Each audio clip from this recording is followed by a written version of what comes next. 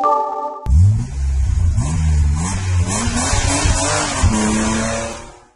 is going on, everyone? Jeremy from Start Your Systems, and today I will be bringing you another Reflex gameplay. Same thing as last week. We're going to do a track review this week, and as I get set up here, we're going to beta slot number 3. We're going to do 6 laps this week. No AI opponents, and let's get right into it. So this track is called SX2 Race. It is made by Sam G142 on Reflex Central, and I'm assuming it's part of the SG compound. Then he re-released all the tracks when there was the raceable versions released, when you were able to do that.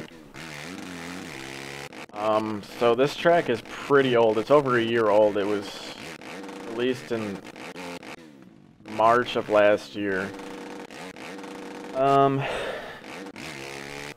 did play one race on it, and it is a very, very tight track. Like Supercross is supposed to be. In this game, most of the custom Supercross tracks are still pretty wide open. Like, you're able to just huck everything and you'll be fine. But this track is not really like that at all.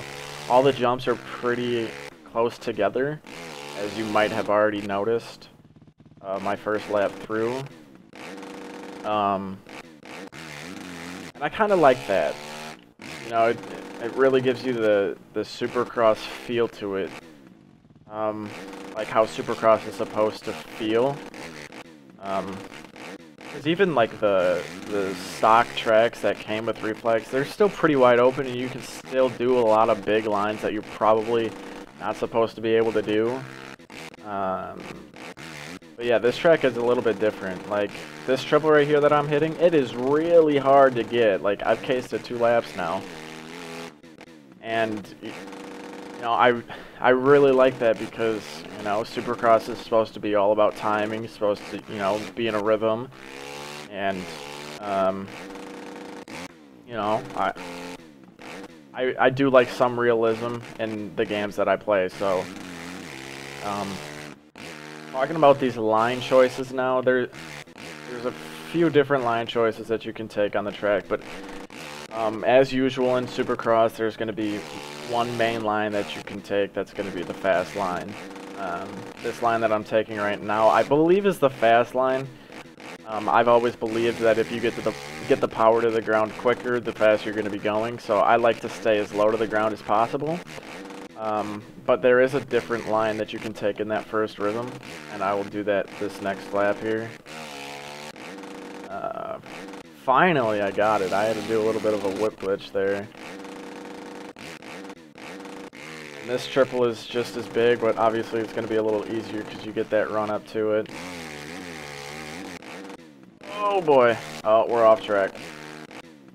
Yeehaw. Alright, and this finish line is actually pretty big. You gotta let off a little bit because you triple and then you jump into the face of the finish. You let off before you jump into the face of the finish, but right here I've never tried experimenting with like just stepping on. But back to this first rhythm section, you can come outside and you can triple, and then triple again, or you can case and crash like I just did. But I think stepping or doubling and then stepping on and stepping off is going to be a little bit quicker. Just because you're not in the air as long. Uh-oh, we're not clearing the triple, I don't think. Just kidding. Alright.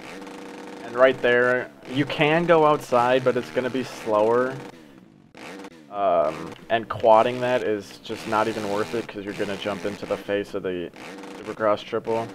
So I would just stick with cutting to the inside and then triple double.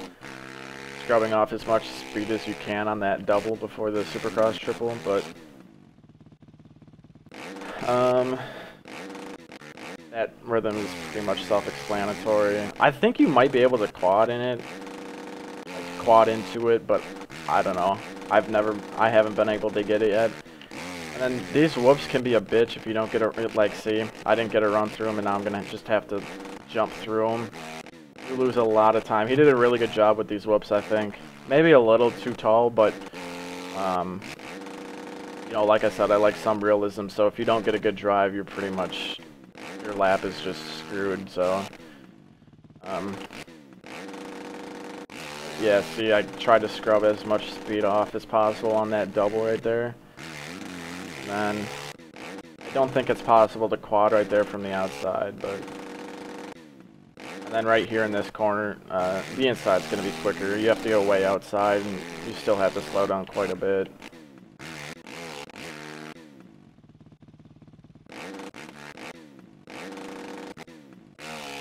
Alright, yeah, I got a bad run right there, but it doesn't matter because, like I said, I'm only doubling in. So.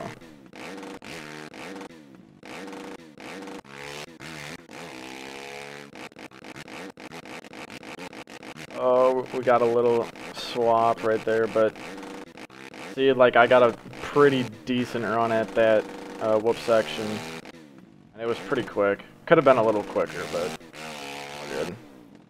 See, like, if you were to quad right there, it wouldn't have even been worth it.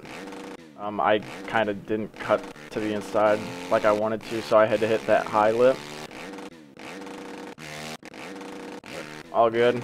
I don't know what quick laps are on this track, but 57 doesn't seem too bad. All in all, I know this track is old, and this is like the first time that I've been playing it, because I just got into, you know, downloading the custom tracks and whatever a little bit ago.